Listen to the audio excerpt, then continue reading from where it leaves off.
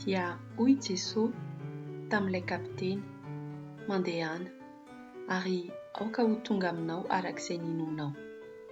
Dia sitrana tamin'izany ora izany ilay mpanompony.